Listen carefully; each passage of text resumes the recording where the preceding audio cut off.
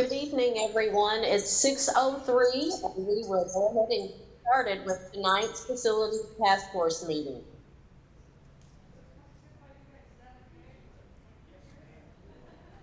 I see Then go ahead and flip to the next slide. I see people moving around to the front of the stage. I would like to welcome everyone tonight. This is Mrs. Oginski, the proud superintendent for Antigo Schools. I am regretfully not there tonight as I am with my family, celebrating the arrival of my first grandchild and enjoying a baby for the first time. So please excuse my absence. Thank you for your time to come and learn some very important information and how we can work together to help our district determine the next steps with our facilities. I would like to also say a very special thank you to Angie Schreiber, as she took a lot of time to post flyers and communicate with different entities in our community to try to inform people of our meeting tonight so that we can have the largest crowd possible. It's very important that you take the information that you learned tonight and share it with others who may have questions about the current state of our facilities in our district. I'll turn the mic over to Lori Miller, and again, thank each and every one of you for your attendance tonight. This is time that you're giving from your families, and we do appreciate it. Welcome and thank you. Thank you, Glenda. If we could flip to the next slide, Ben. So tonight we want to just start with talking about our process and timeline and reminding everybody where we've been, where we are, and where we'd like to go, particularly for tonight. So tonight we wanted to remind you that we started already a year ago with creating a facilities task force from a charge from the board. And the charge that was given to the task force was to really contemplate and understand the needs of all of our facilities across the district and to provide a recommendation to the Board of Education for how to proceed moving forward. That first task force presented to the board a recommendation to focus on the elementary schools and more specifically to consider what a solution could be with elementary schools, whether we wanted to renovate what we currently have or consider building brand new. And so this facilities task force that's been meeting over the past few months quickly came to a consensus that the best return of investment for meeting the needs of our students and our community, as well as be responsible with the resources of the community, is to look at the solution of building a brand new elementary school, as well as consider what additional needs there might be across the district with other buildings. So right now, our facilities task force has really met their charge and exceeded the charge that initially presented to them. And we have quite a bit of momentum. And right now we are engaged in what we would call a pre-referendum planning process, which has three parts to it. It includes the facility study, which we have been learning so much about our facilities from the Blue Design Group that has been contracted by the district as an architect firm. And then also the next phase is looking at possible solutions, which we've been doing as a task force with Blue Design Group's lead. And tonight we're going to talk about potential budget implications of different solutions. So that's our primary focus for tonight, is talking about the budget. And our role tonight is truly, this is an informational evening tonight. We don't have any decisions to make tonight. We want to make sure that we're providing members of the task force with information to help guide our work moving forward. And we'll talk a little bit later about the next steps with that. If we could go to the next slide, Ben. I just want to remind everybody too of our projected timeline. So now through July, the facilities task force is considering the facility needs and working to propose recommendations to the Board of Education. Again, this is the pre-referendum planning phase. When we get to July, it is our hope that we will have a report of recommendations for the Board of Education that comes from the Facilities Task Force for the board to consider if they are going to take any action. If the board would like to put a question, in other words, a referendum question, on the November ballot, they would need to make that decision sometime between July and August. They do have to have that work completed before the end of the month in August in order to have that question on the ballot in November.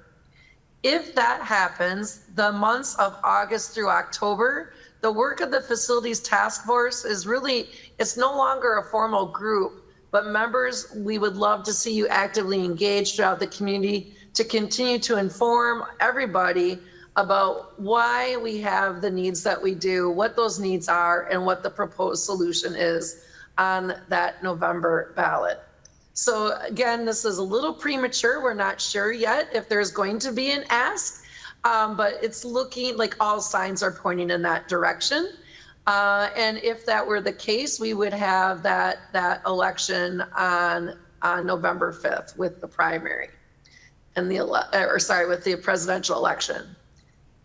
Next slide. So at this point, I would like to turn it over to Steve Jamras from the Blue Design Group. Steve is going to walk us through the conceptual budgets for different solutions that we're looking at. And Steve, I'm going to let you direct Ben for when you need slides moved forward at this point. Thank you, Lori. As Lori has mentioned, the process has been pretty involved over the last few months. We were hired in February, spent the month of March with our engineers walking through all of your existing district facilities, analyzing them and coming up with a report so that we would be prepared so that in April, when we met with a new task force or people that carried on the roles from the previous task force, to present everything that we had information-wise to them. And then in the month of April, we interviewed staff at all of the schools, all the elementary, all the middle school, all the high schools. And then we've spent the month of May presenting that. With the items that we've identified that have a need to be looked at from a construction standpoint, from a maintenance standpoint, we have spent the better part of the last part of May or April in all the month of May working with contractors to come up with numbers to quantify what those costs are, and also coming up with numbers to quantify what new construction numbers need to be or what category those fit into, and we'll share those with you tonight. The first item on that list is a new elementary school concept for a 4K4, grade 4 elementary school. When we went through our process in April and May, we discussed with the group that to build a building of that size, to encompass the kids that you currently have at your elementary schools, it would need to be in the range of about 112,775 square feet. And the budget worked its way out to about $46 million. That construction number is roughly about $408 a square foot, and that comes from two contractors that we worked very closely with that are in the industry and are up to date with the numbers that are in the industry. Those numbers include the site work, the building work, all of the things that are involved with the construction of a new school. I will say, when you look at this number, how does it compare to other construction? My kids and I live in the school district of Neenah, and a couple of years ago, right during COVID, our school district passed a referendum for $150 some odd million for a new high school. New high school is 448,000 square feet. By the time it was done, I think it finished up at about $176 million. And this cost per square foot was almost $400 a square foot. And that was budgeted about 3 years ago. So you can see when you look at school construction where these numbers are trending, and it's right in the industry. When we look at numbers for or renovation scope and budgets for the existing high school, this building has been here for 30 years. what are the needs, what are the long-term maintenance and space needs that we have here. The list that you have before you are items that were identified in the facility study.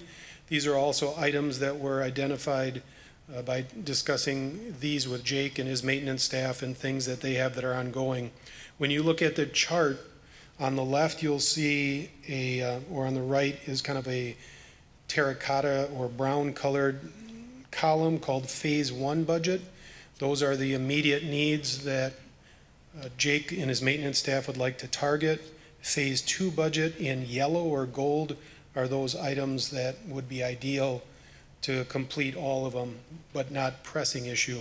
So when I go through these lists, asphalt pavement replacement, site concrete replacement, curb and gutter replacement, replace concrete at loading dock, replace tennis court pavement, remove and replace baseball dugouts, baseball bleachers, bleachers at the track, replace the 2 gym divider curtains, carpet in the media tech room, carpet in the Volm Theater where we are, carpet in the IMC, refinish the gym floor, window replacement, caulking masonry control joints, weeps in the masonry walls, overhead door replacement, boilers and pumps, air handling units, condensing units with chiller, replacing booster coils with VAV boxes, HVAC controls, and fire alarm system.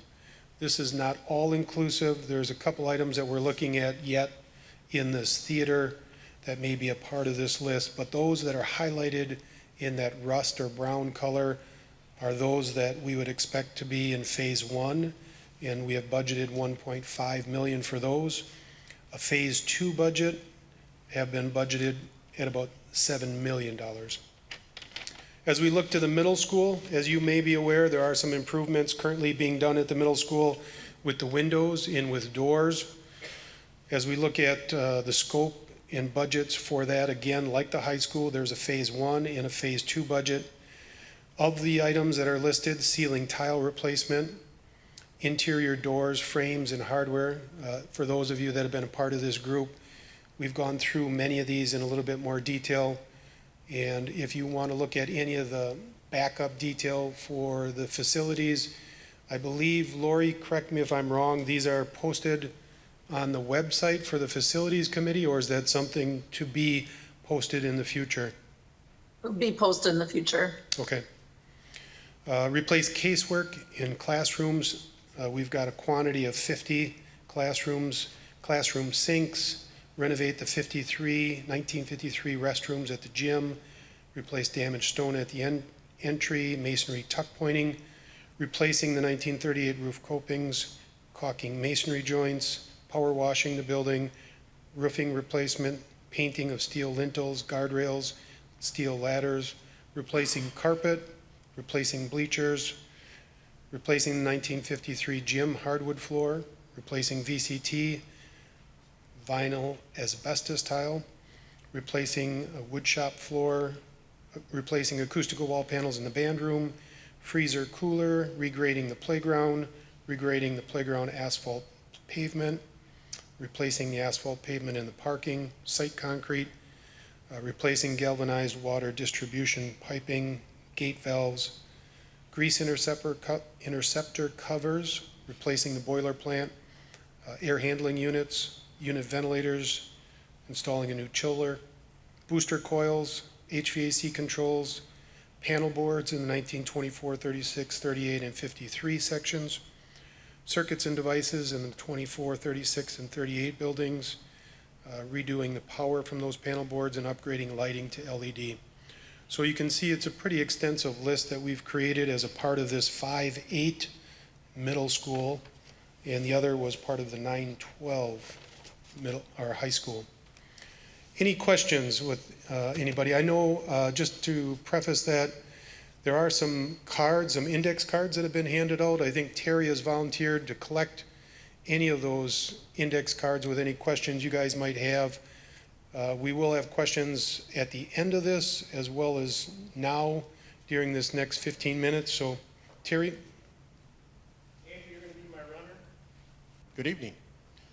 We're going to do some questions and answers, and one of the things that those of us on the task force are going to learn a lot about tonight are the questions that you have. we'd like you to write them down because we're going to save those. Some of those answers we might not have tonight, but we'll make sure we have them and put them in the literature and on the website that we'll have in the future. So if you have a question, write it on a card. You get to listen to me talk for a few minutes until we start getting some questions submitted. I guess I'm the spokesman for the task force. And one of the questions Angie ran across last night when she was out promoting this was, what qualifies this group of people to serve on the task force? Well, first of all, we volunteered and we were willing to. That's probably the number one qualification, because if we don't have that, we're not here. I've been involved in a task force for the school district since 2013. That task force failed to have a recommendation that got passed by the school board. And I can say some things that maybe the administration and the school board can't say. I'm just a citizen that's interested. I don't have any kids in school here anymore, and I won't ever have any grandkids here unless we change something. I'd like that to happen. But when the rural elementary schools were closed without a plan, that's when the decision was made to build a new school. Now, it was a forced decision. We really don't have an option, but it's what happened.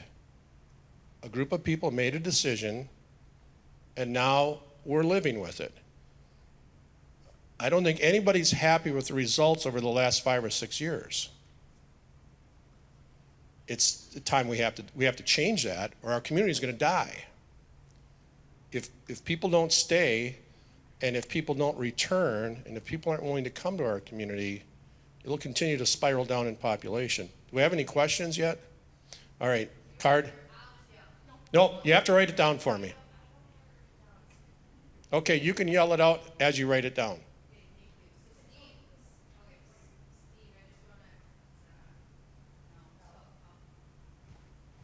On now. Okay, so when you had said that the phase 2 was ideal and the phase 1 is what we need to do, is that correct? Correct. Phase 1 is those items that, as Jake looks at it, That are like in dire need. these are the items we absolutely have to. Phase 2 are those items that it would be nice if we could do these at the same time. So I'm just curious then, is that phase 2 8 million, does that then include the 6.5 million, or is that 8 million plus the 6.5 million So in if renovations? you looked at all the numbers, and Kelly, the business manager, will talk about these and tax impact after I'm done. But if you looked at, okay, we need a new elementary school, that's 46. If we looked at what happens at the high school, what happens at the middle school, it's then the school board's decision whether or not they want to go with the $7 million number or the $1.5 million number.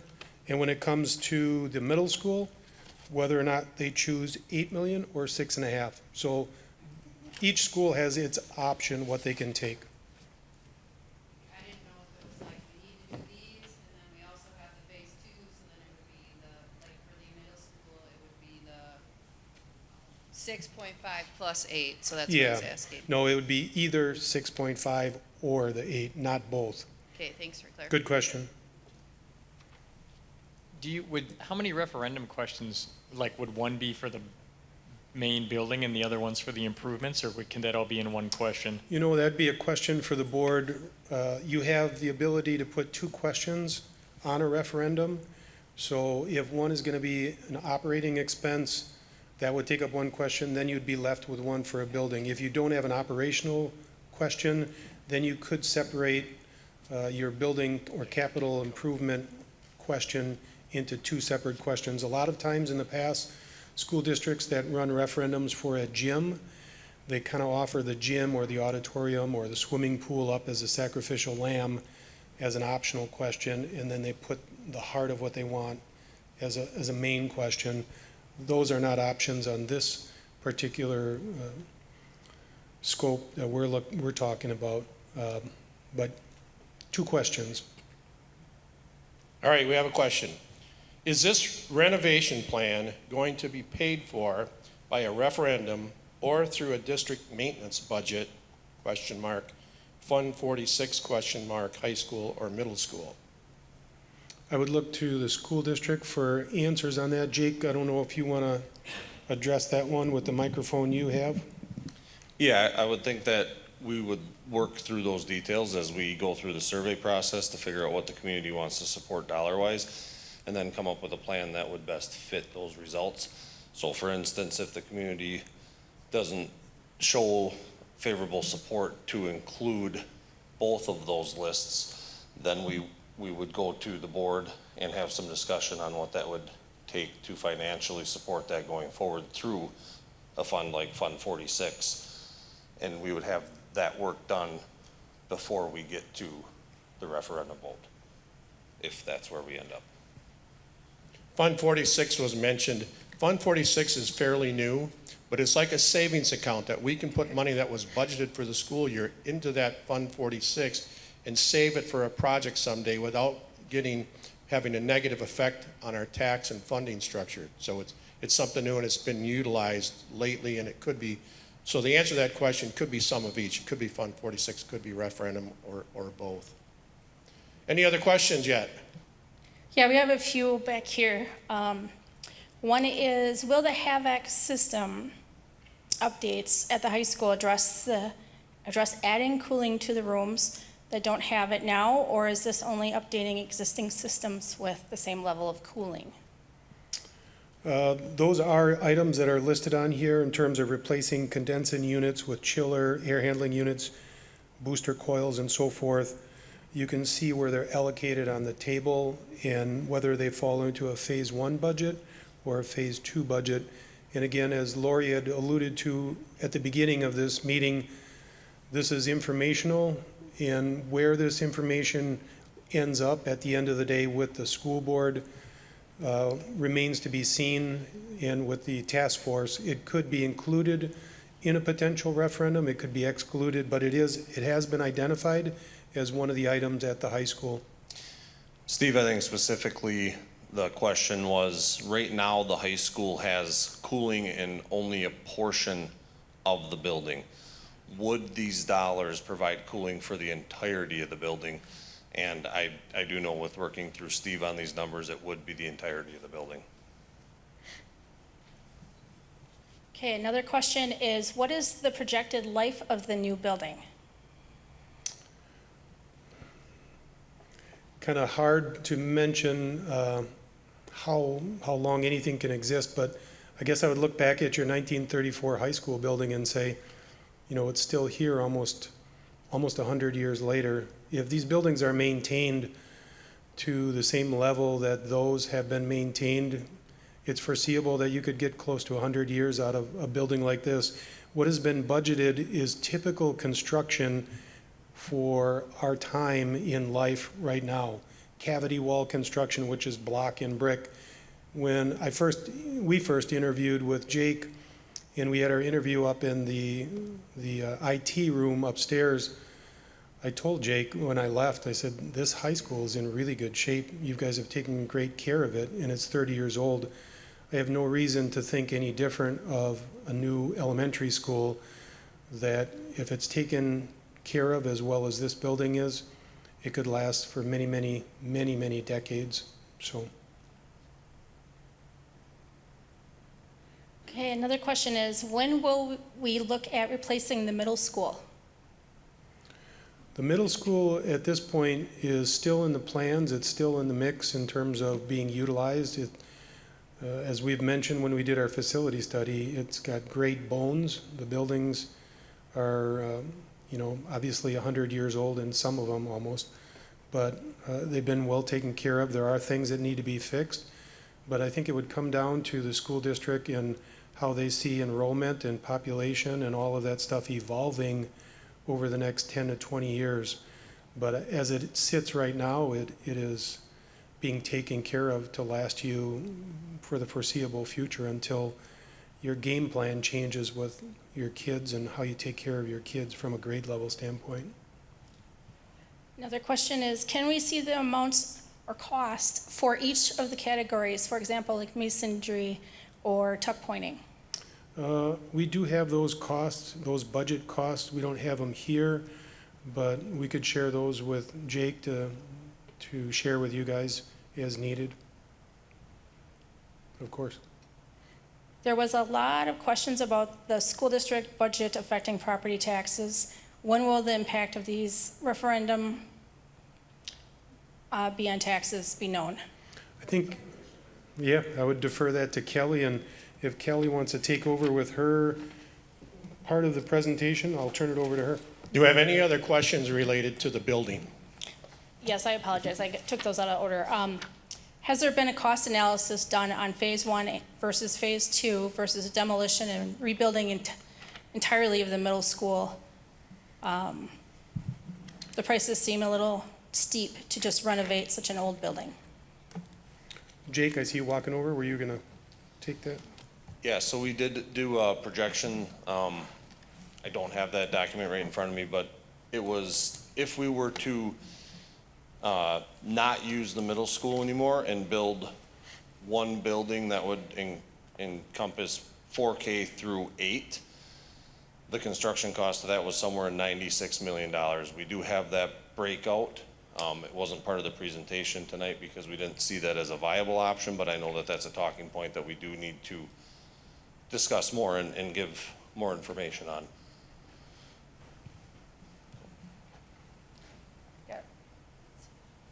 So just to kind of recap that back to the question, when you look at the cost to renovate the middle school versus replace it at $408 a square foot, that's a 160,000 square foot building.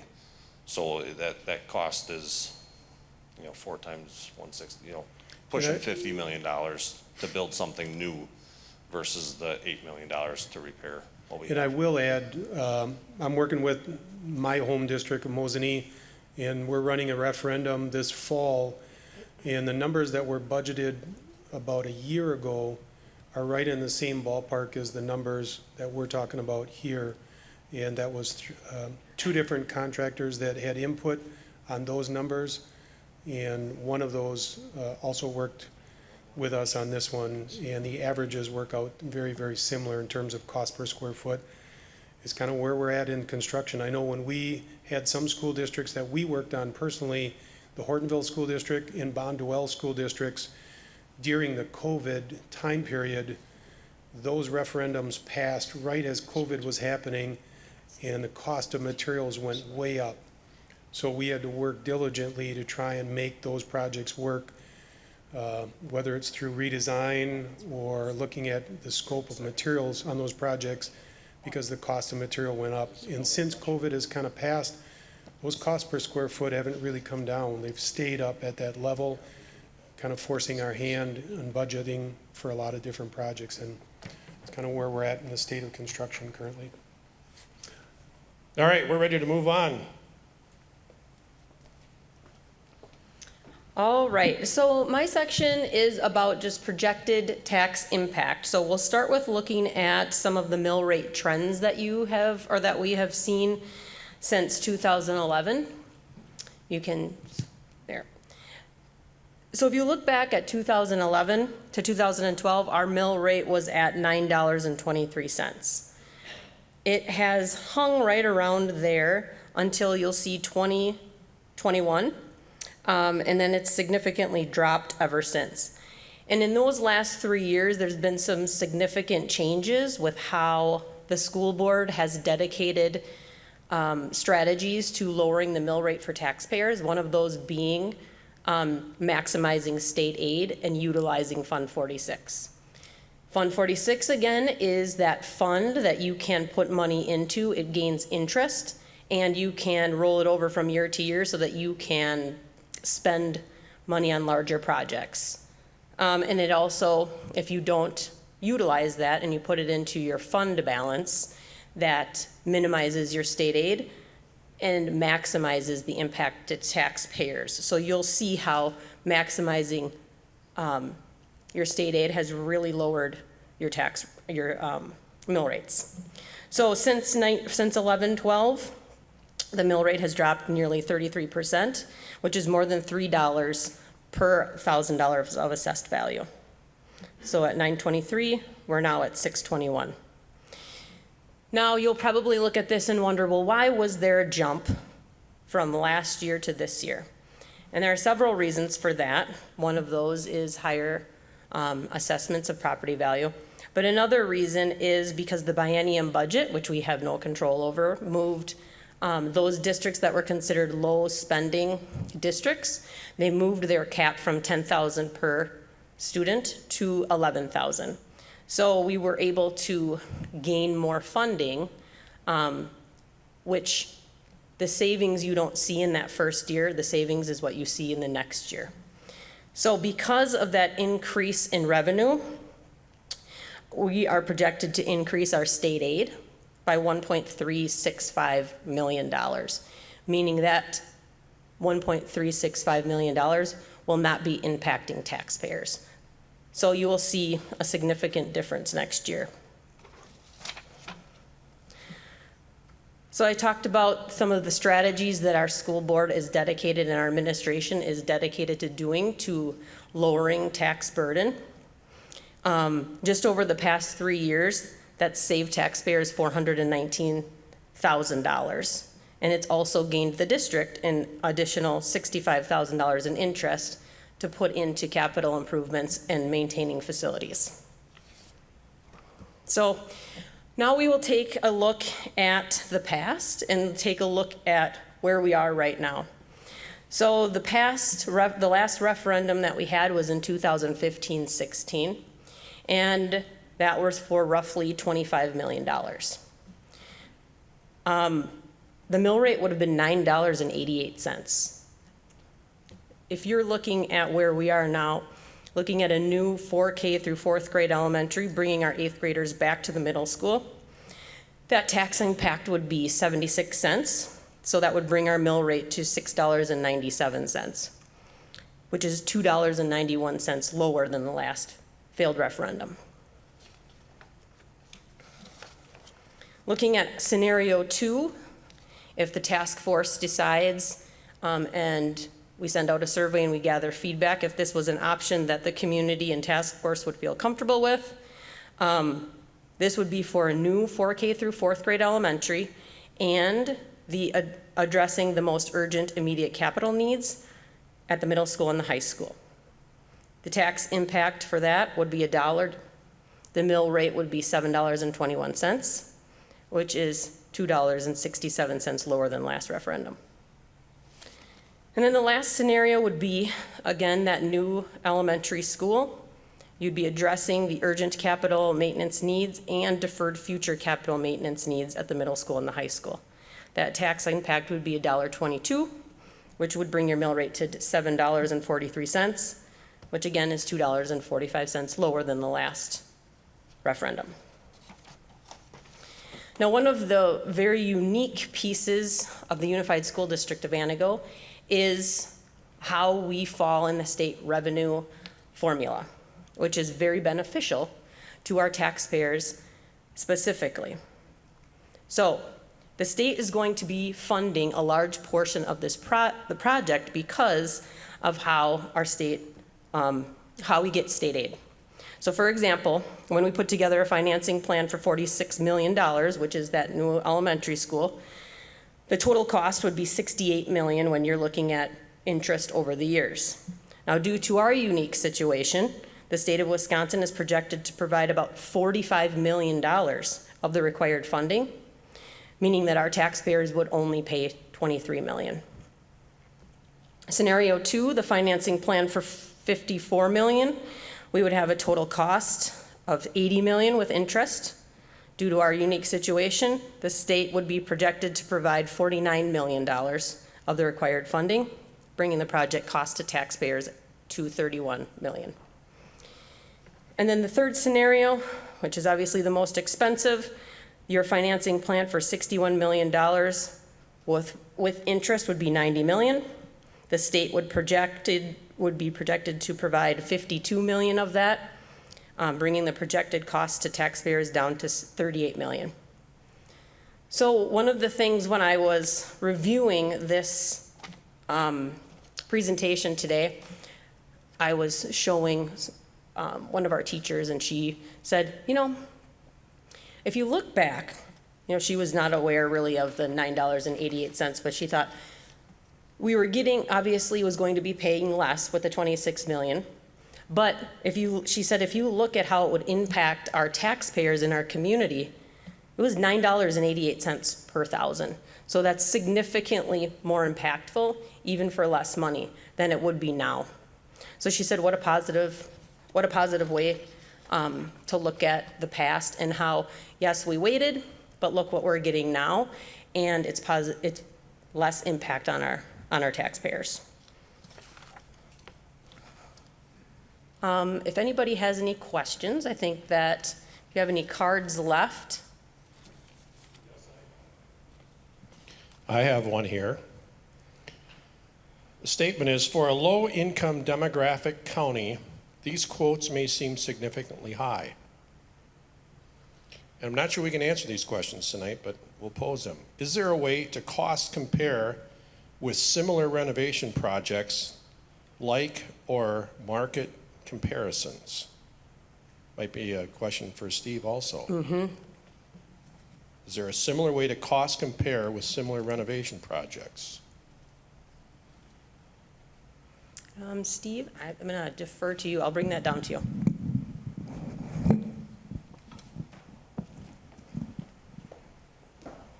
Thank you. Yes.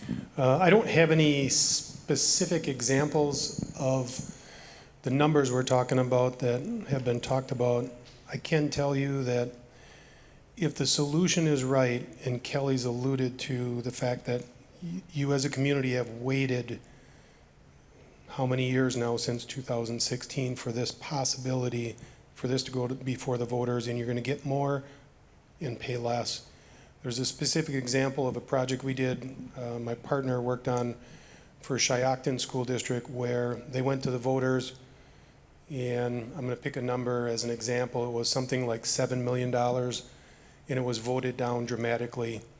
They came back to the voters a couple years later for a project that was 12 or $13 million, and it passed by 75%. So the moral of the story was it wasn't the right solution. So in this case, what we're talking about now might be the right solution. It might be a bigger price tag, but the impact and what the financial cost or financial burden is to you as a constituent or a taxpayer is much less than it was back in 2016. But as far as specific examples, I don't have any. So one thing I didn't have in the slides was the tax impact for that referendum was $1.25, which is higher than all three of our options. So I didn't have that in the slides, but thought it might be important. And there's a part two to this question. Are there any other high expense priorities / projects our referendum would be competing with, or within the county, city, or district?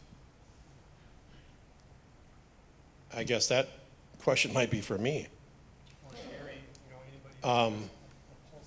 Yeah, we don't, everything we have planned at the city for the next several years is already budgeted, grants have been applied for, and it's within our budget. Are there other things we may consider? I'd like to make this our priority, to do the things we can at the city to help make this project happen before we go on to some other things. Here's another question. The mill rate that was given, was that taking into account the state funding? Yes. Mm-hmm. Simple answer there. What is your sense of the city's support of the lack of support of paying for a new school and their general support for this referendum? I don't think anybody in the city is against this project. I think we're for it because it's something that will bring our community back to life, hopefully. And I'll do everything I can do to make sure that we have funding available to keep coming this direction. How does the state aid work?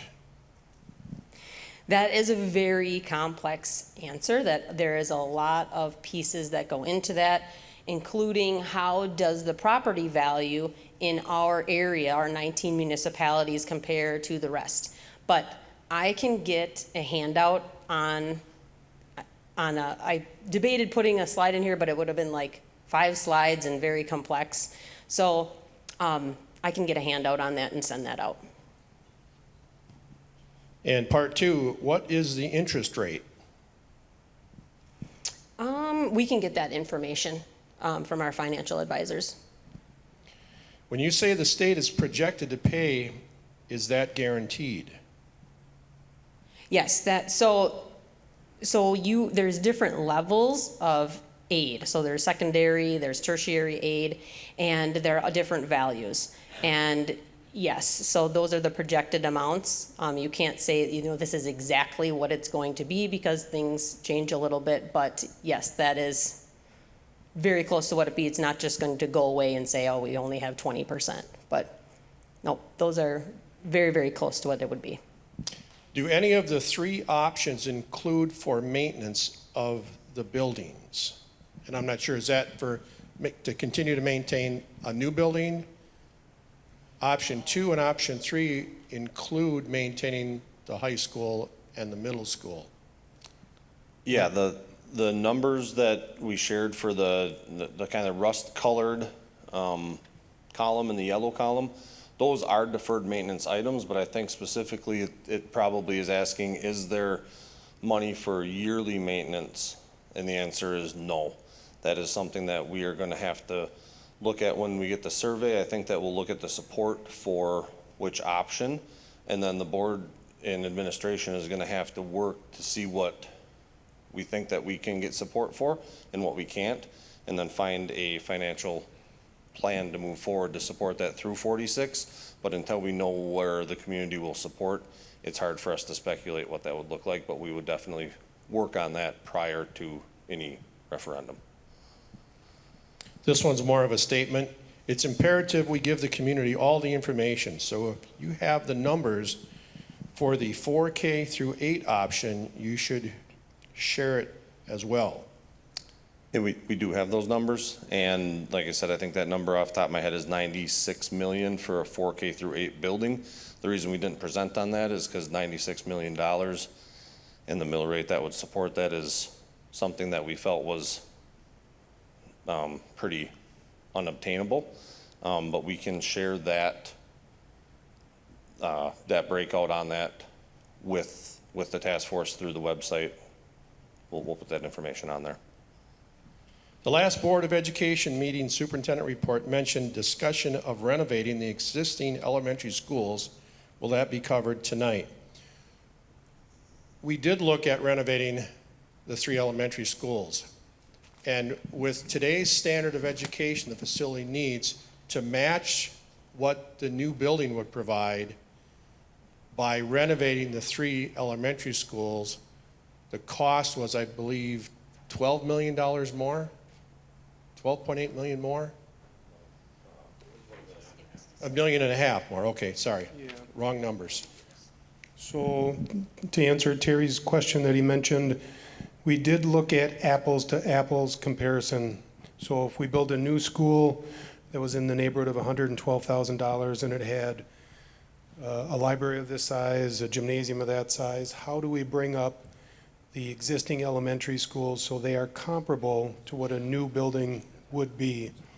And in addition to that, all of you may or may not be familiar with the sites that these elementary schools are located at, but when we add additions onto each of these schools, it's very, very, very tight with what we can build in order to bring all of those schools up to date. But when we look at those schools and we use the same dollar per square foot, what we have to add on, what we have to remodel in terms of a remodeling number, we took that number of $408 a square foot and we divided it in half, trying to be as minimal as we can, knowing we've got to upgrade. Once you add on to a school or you change 50% of any existing building, that building now has to be brought up to today's code standards. So if you're going to remodel over 50% of the space at each one of these, you have to look at bringing them all up to code, removing asbestos, making toilets handicap accessible, door clearances, all of the things that are necessary. And when we did the dollars per square foot, We had elementary additions totaling about 33 million. We had renovations at about 14, and we added it up, it was about 47 million. So when you looked at the ongoing maintenance costs of those buildings, you still have a 60 or 70, 50-year-old buildings. You still have 3 buildings to take care of as opposed to 1, and those buildings were a little bit higher in terms of cost to go down that road. Does that answer the question? Yeah, and there's one other challenge to do that. With those buildings being landlocked, to renovate them would mean taking the students out of those buildings, one building at a time, for a year at a time, in order to make that renovation. So we'd have to have a place to put those kids for a year, and it'd be a 3-year process. And a lot of the expense is just working in that small space to get equipment in, and cranes and so forth, would add a huge expense to it. And we were conservative with our numbers. We just, for the sake of being even with new construction, we used the same dollar per square foot. But it's likely that the dollar per square foot would go up on those buildings because now you're working, as Terry had mentioned, in a cramped site condition. You have no place for laydown of your steel joists or materials.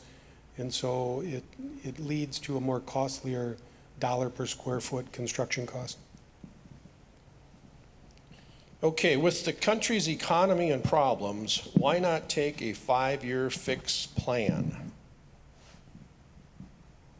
I'm not sure what you're asking. What would the 5-year fix be? Can someone explain this question more? Are you thinking of just maintaining the buildings we have for 5 years and then do something?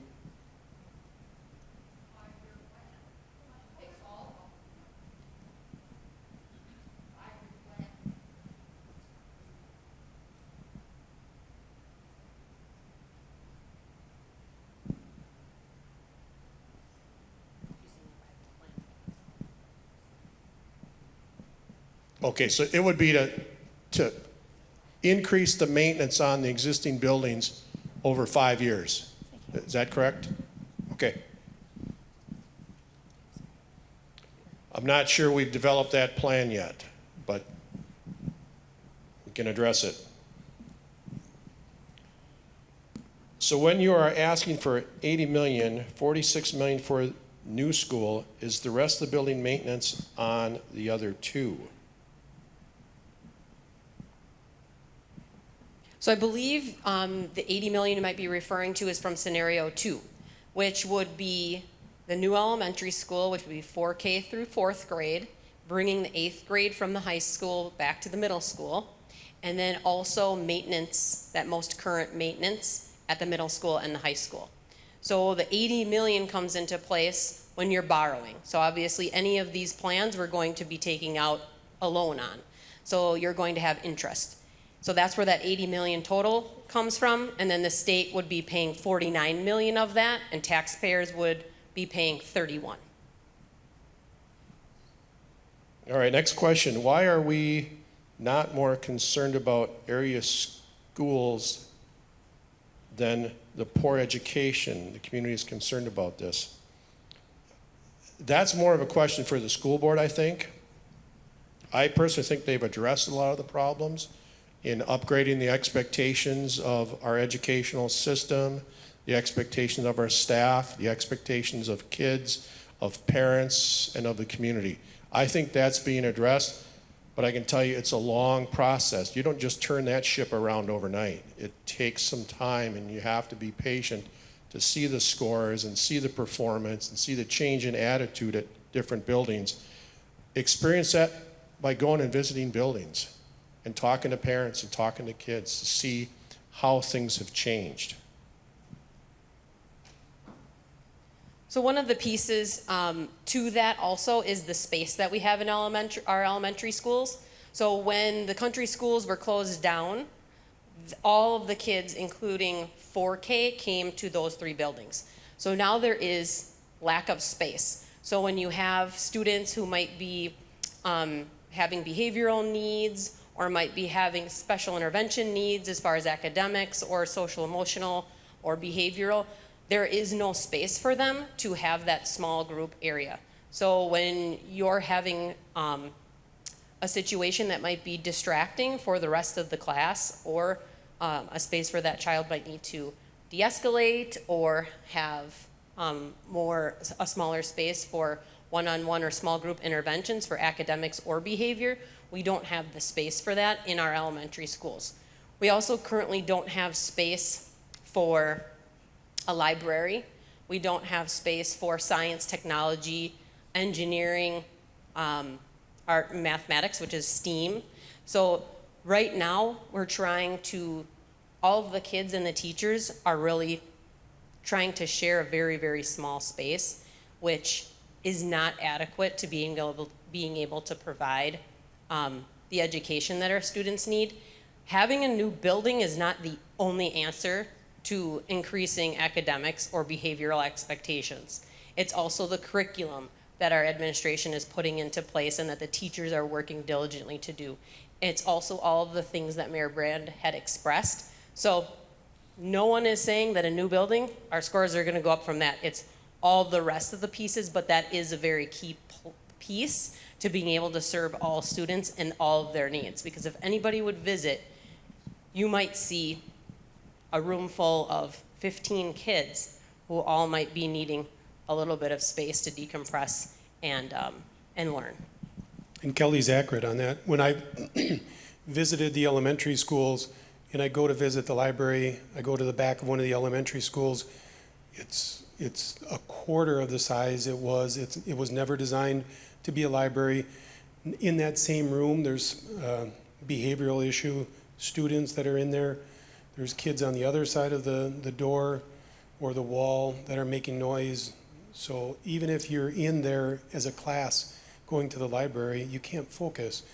And the OT-PT for physical therapy is non-existent. If you're an art teacher, you're on wheels, basically going from one school to the next because the same room you're using has to be cleaned out for the music to use it or the STEM to use it.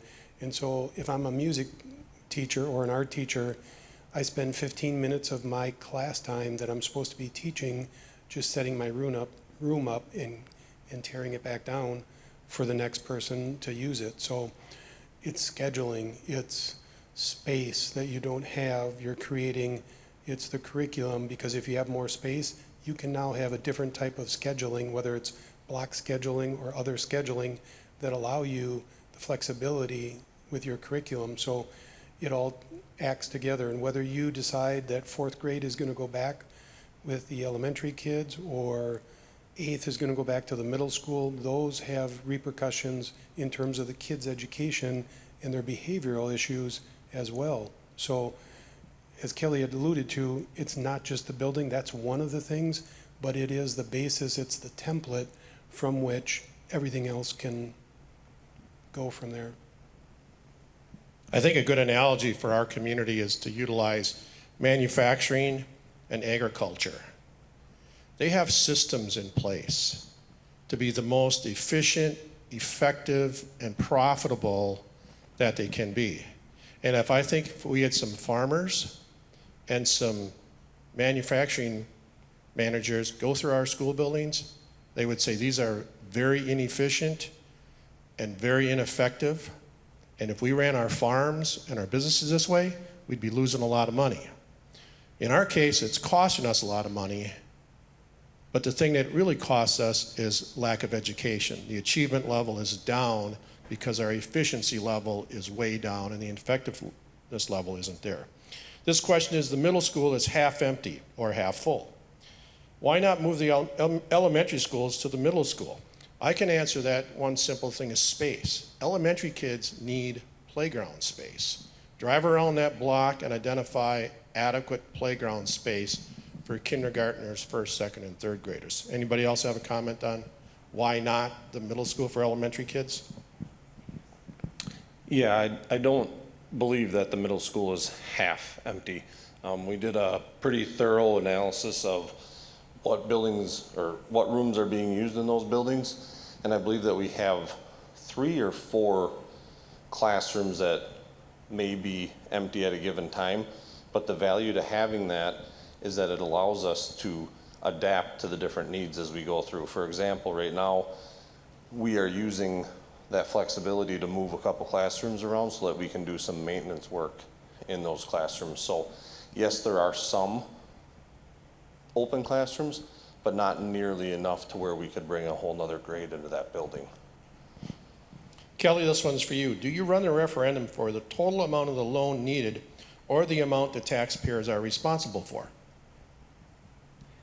You run the referendum for the total amount. So if you are asking for 46 million, then it's an amortization schedule, similar, just like how you would have for a home loan.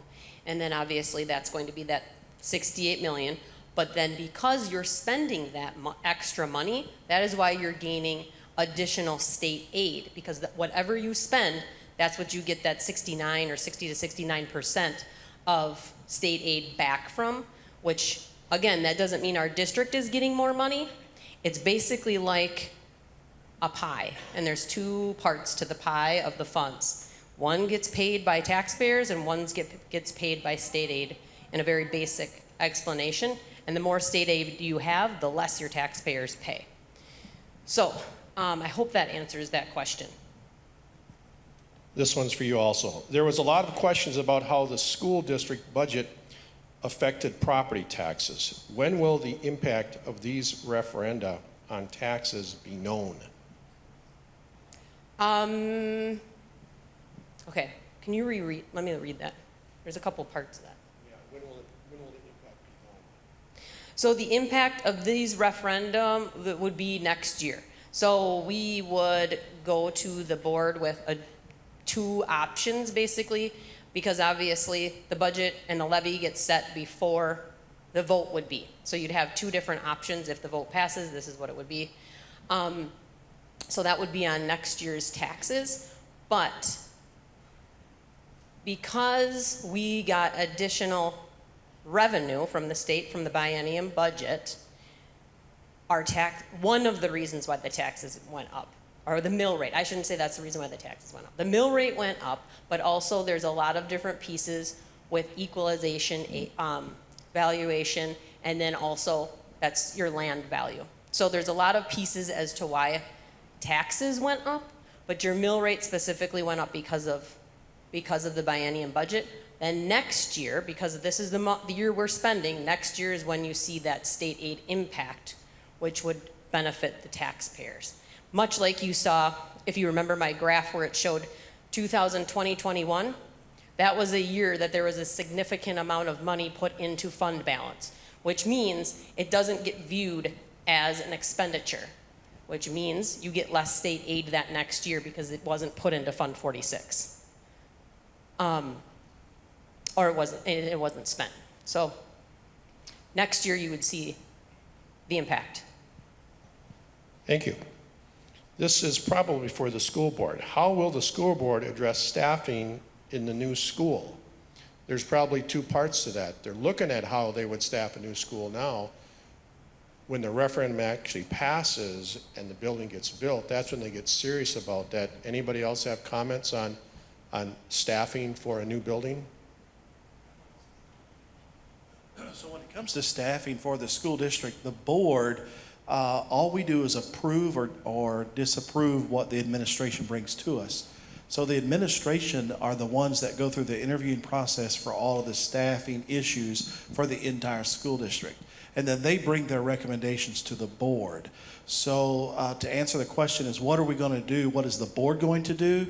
We look at what the recommendations are from the administration. So we get the recommendations from Mrs. Ojenski and her team, and then we go forth from what their recommendations are. We don't do the interviewing process. That's the administration. The board only hires and fires one person in this district. That's the district superintendent. And it is her position or his position, whomever it may be, to take care of all of the other business of the district. There also is a very explicit process that has been laid out within our handbook that we follow. So the first piece is you're looking at class sizes. Obviously, one of the things that we are dedicated to doing is keeping class sizes as small as possible. One of those reasons is financially because of a certain type of funding called achievement gap reduction. So you have to have a certain amount of students under a cap. So that's one of the things we would look at. And the other piece is really, like we always do every year, that's a thing we do every year, is look at staffing. It's just part of the process every district goes through. And if you do have to make cuts, you're always going to be looking at doing that through attrition. So people that are retiring, people that might be moving to a different part of the state, or things like that, where people are naturally leaving. And especially when you have a referendum type of situation, you have time to plan for that. So it's not like you're going to have to go in next year and say, well, we're going to be cutting 10 teachers and people getting non-renewed. This would be a slower process, so you'd really be able to look at attrition as much as you possibly could, which is part of the plan that we have in our current handbook. Thank you, Kelly. Part two to that question, and there's another question similar, is what is the plan for the 3 elementary buildings when they are empty? Will they be demoed, sold, or other community needs? I guess that question can't be answered until a referendum passes and the buildings become available. But you know what happened to our other buildings? I think all of the elementary buildings we've closed over the last 15 years are being used for something. They're community centers. A couple are schools again, they're private schools. There's industry in a couple of them. None of them have been torn down. The community has found a use for those, which I think is the greatest thing, is that they become something else in the future. Anybody else have a comment on what happens in the future of those buildings? I think it'll be part of what the school board would have to wrestle with at the end of the day. If the facilities task force committee feels that this is a right solution or that's a right solution, whatever they bring to the board, it'll then be up to the board and to determine what they want to do with those schools. Any other questions out there? Lori, are you still with us? Jake, you got one? I would just add, I am, and I would love to talk about maybe next steps with the survey. If we could flip to those slides, Ben, that would be great.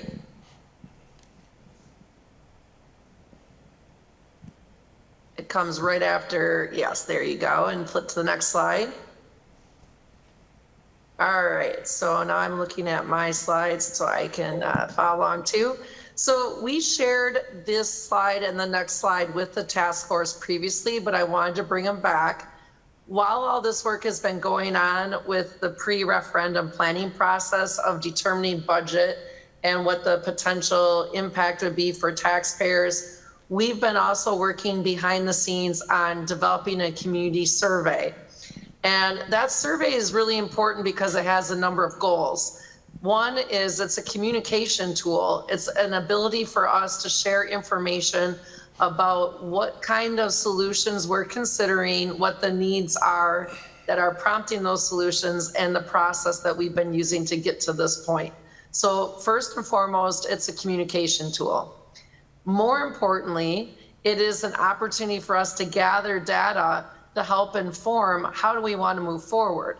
So we're going to test, different solutions and different impacts for our taxpayers and see what kind of feedback we get. And that'll help inform for the board how they might want to proceed, and also for you as a task force to provide that recommendation to the board. It'll share with us what the community will and won't support. They will help us evaluate solutions that are going to best meet the community's needs and are financially responsible. And ultimately, it helps us identify the things that our constituents need to know leading up to a November election, if that's where we're going. Next slide, Ben. So here's a draft timeline that we put together. You can see that we're already, in that window time of right before the bold green there, the survey window for district testing is today through the next few days. We're very close to having the survey complete, but we were waiting on information from the district's financial advisor to get a really good handle on what the potential impact would be for taxpayers on the various solutions. So that information now is being added as an informational tool and as also to gain interest and support into the survey right now. So we'd actually like to open the survey sooner than May 29th, although we are looking at, May 29th through June 14th as being our window for everybody to participate in the community survey. If we flip forward, Ben, to the next slide, right now, postcards are coming out to mailboxes, and so this is just the front of what that postcard looks like. The postcard is inviting every single person in this community to take the survey online. We have purchased the antigosurvey.org as a URL for the survey. If you go there right now, you don't get anything because it's not live yet. But once we do make it live, then you'll be able to see the full survey there. The survey is anonymous. It's available online through June 14th. And for those individuals that want a paper version of the survey, they can get that from the district office, and that's provided there at the bottom. If you flip again to the next slide, Ben, this just shows the other side of the postcard. We do have a QR code there for people to scan to take them directly to the survey. We have some photos of some of the things that you see in elementary schools that are concerning. And then you'll see that people can also learn more about the work of the Facilities Task Force by going to our webpage. Along with the postcard, we have a news release going out. We have social media content going out, emails to family and staff. And we ask you as, members of the community and the Facilities Task Force members to help us get the word out to have people complete the survey. And again, we're not ready to launch yet, but we're probably just hours, maybe a day away. And then the next slide, Ben, just to keep everybody fresh on where we go from here is next steps. So again, that survey window, we're going to open as soon as we possibly can. And we're going to keep that window open through June 14th. Our goal during that time is to get as many people as possible to complete the survey. And that's an ask.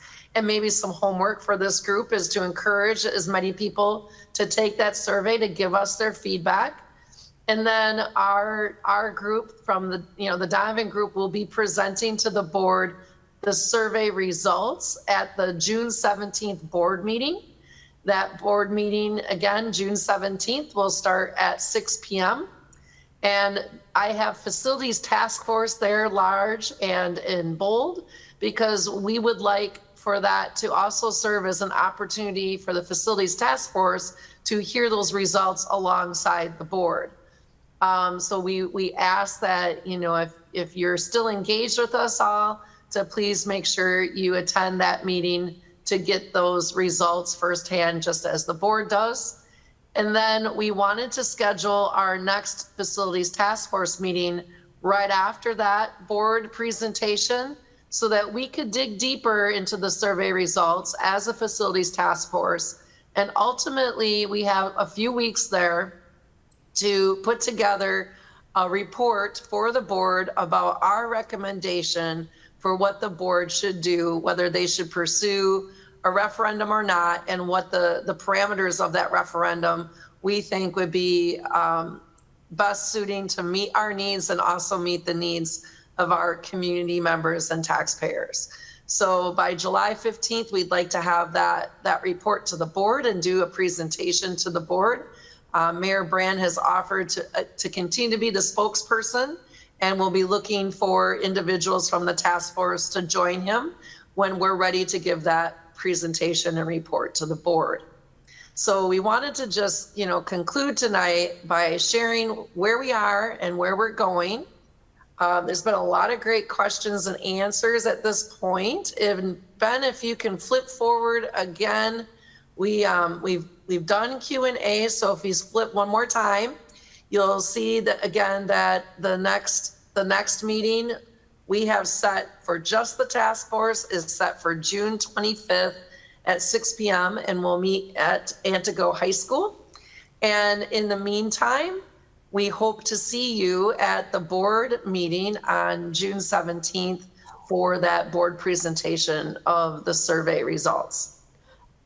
One thing, Lori, on the slide, I believe it says our board meeting is at 6. It actually begins at 6:15. Oh, perfect. Thank you. Thanks. So if we all show up at 6, we're early, and it'll official start is at 6:15. Thanks for that, Glenda. You're welcome. Yeah. Everybody, we really wanted to be mindful of the amount of time that you've been committing to this process. We wanted to keep tonight a little bit shorter for you and really laser-like. And again, just to provide you information, we gave you a lot tonight to think about. This is being recorded, and so we will have the ability to have this posted on the district's webpage, along with the other supporting materials that we've shared here tonight, as we do anticipate individuals will continue to have questions. We want to hear those questions, and we'll continue to work to answer them as we continue to get to that point where we're ready to make a recommendation to the board. With that, thank you so much. And I don't know if Glenda or Mayor Brand or any of the board members in the room, Jake, anybody have any last comments before we let people go?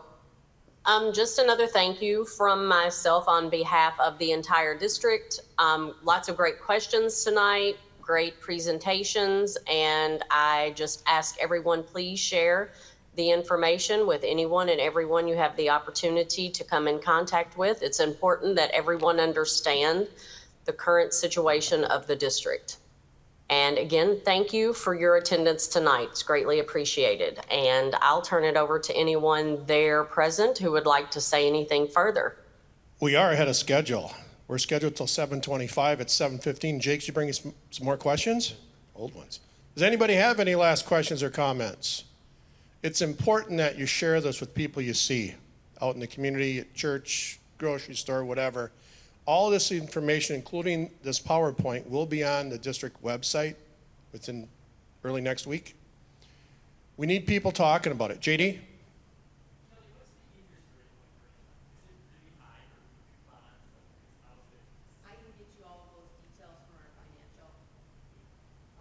The question was on what's the current interest rate, because it's, you know, what we're paying for home mortgages, not good, but if we bond like this, it'll be a much better rate. And Kelly said she can get that information. And it'll probably be, it'll change between now and then, but the opportunity is when the opportunity is. So estimated average is 4.25 currently. Unless we can find somebody to borrow the money to us cheaper. Anybody in that business? Any other questions? Again, thanks for coming. Share this with people. We need this to be the main topic of conversation over the next several months. I wish you all a happy Memorial Day weekend. Be safe. Parade on Monday morning at 9 o'clock downtown Antigo.